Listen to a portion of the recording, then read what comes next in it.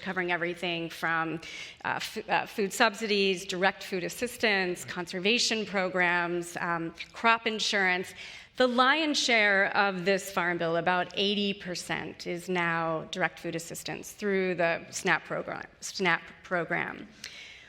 Is the Farm Bill an opportunity to think about how to nudge people to healthier choices? We're in this moment where I hear people say all the time that it's easy to feed people, it's hard to nourish people. You can't just give calories, you need to give nutrient-dense foods.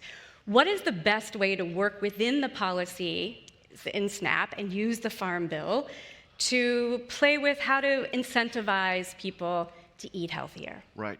You know, first of all, I just want to talk about the realities of a Farm Bill right now. When we do a Farm Bill every 5 years, as you said, about 80% has always gone to nutrition programs. Farmers only get 5% of the Farm Bill. It's probably a misnomer. But we had budgeted $60 billion a year for nutrition programs, and we're spending $180 billion a year right now on nutrition programs. So we're throwing a lot of money at it. I'm not sure how that's going. So, you know, this is something we did work on in the last Farm Bill. Every Farm Bill, we're trying to promote more nutrition opportunities. And I think what we've tried to do is reward good behavior. So we pioneered the double bucks. We actually started that in a grocery store in the Kansas City metro area long before I went to Congress. So reward good behavior. I think what we found With double bucks, you're just getting the same amount of SNAP benefit, but goes twice as far if you buy fruits or vegetables. You got it. Choosing healthy foods, your coupon doubles in value. So we found success with that. We've not found good success being the food police. That's not worked very well. I think there's other better ways to do that. And just I want to talk for a second. So I grew up on a farm. Worked really hard. Agriculture works so hard that I think the science of agriculture is very much underappreciated. The problem isn't the wheat. Wheat, there's no GMO in wheat. It's we have a wheat institute there at Kansas State trying to figure out how to grow more wheat with using less fertilizer, less pesticides, how to grow wheat in Sahara Desert in Africa. We worked on all those types of things. And by the way, there was a nickel's worth of wheat in a loaf of bread when I was growing up, and there's still a nickel's worth of wheat in a loaf of bread today as well. It's what's in the loaf of bread. It's not on the farm that the challenges are happening. It's the salt that's added. It's the sugar that's added to the bread. There's nothing wrong with red meat. And what the problem is processed meats. So when I keep talking about, one of my themes is less salt and more taste. I think that's what we need to be working on is what can we do from a research standpoint as we remove salt from people's diet, what can we do to provide better taste, and at the same time, also more the nourishments. What things can we promote more of? More fruits and vegetables, more milk products, cheese, yogurts, those types of things. I think those are the opportunities is to reward good behavior through our policy. But I have to be just very frank, when the country's spending $900 billion on interest, it's hard to have any money left for a farm bill. And that's the challenge right now. I want to talk a little bit about widening the lens between ag policy and nutrition policy. I have covered studies that show that if everyone around the globe were eating in accord with the dietary guidelines, everyone's eating fruits and vegetables, everyone's eating a lot of nutrient-dense foods, a lot of proteins, that we actually wouldn't have enough.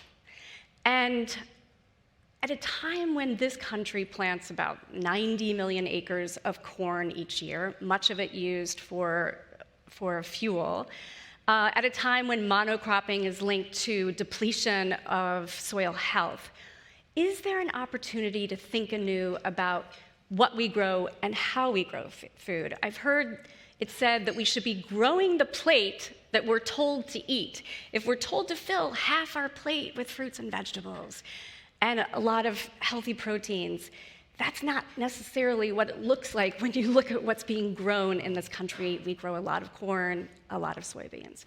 If you could wave your magic wand and come up with a policy that kind of helped align what we grow with what we're supposed to be eating, grow the plate we're supposed to eat, what would that look like? Yeah.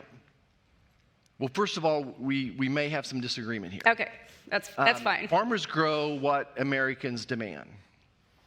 It's very expensive to grow fruits and vegetables.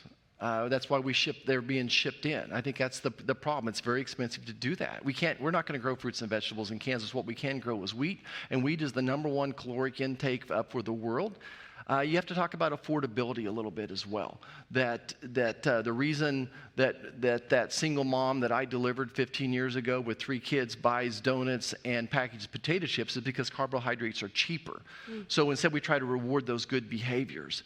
I want to talk about what the farmers and ranchers were the original environmentalists. I would invite you to come out and see what we're doing for the environment in Kansas. We're growing more with less. We're using precision agriculture. We've been doing no-till farming on our land for almost 30 years now. Cover crops, we've been using those before since I was a little boy. The environmental projects we're doing in agriculture are incredible, so I push back on this soil depletion thing we are going with. I think that farmers are very committed to leaving this world cleaner, healthier, and safer than we found it. I think that there's not a magic potion. There's not a magic pill. Getting whole milk back into the schools would be a great thing. We're going to have an epidemic of osteopenia, osteoporosis starting 10 years younger than it did when I left my practice. Men are going to have osteopenia, osteoporosis as well because we took whole milk out of the diet. And though the other milks don't taste worth a darn. You need the fat-soluble vitamins absorption that milk gives you because there is some good fat in there. You lose your vitamins A, D, E, and K if you don't have some fat in your diet as well. So I think it goes back to, my prescription would be walk for 20 minutes every day, more fruits, more vegetables, more yogurt, more cheeses, those types of things. Stay away from the fast foods. Reward healthy choices. The government's not going to solve, the federal government's not going to solve this problem. I appreciate what Tufts is doing with their food as medicine programs. They're out there trying to figure out what policy does work, doing Medicaid demonstration projects, taking Medicaid dollars to pay for some healthy choices as well. So rather than buying more type 2 diabetic drugs, spending part of that money on healthy food. People know, for the most part, what they should be eating, but it's cheaper and easier to eat unhealthy food.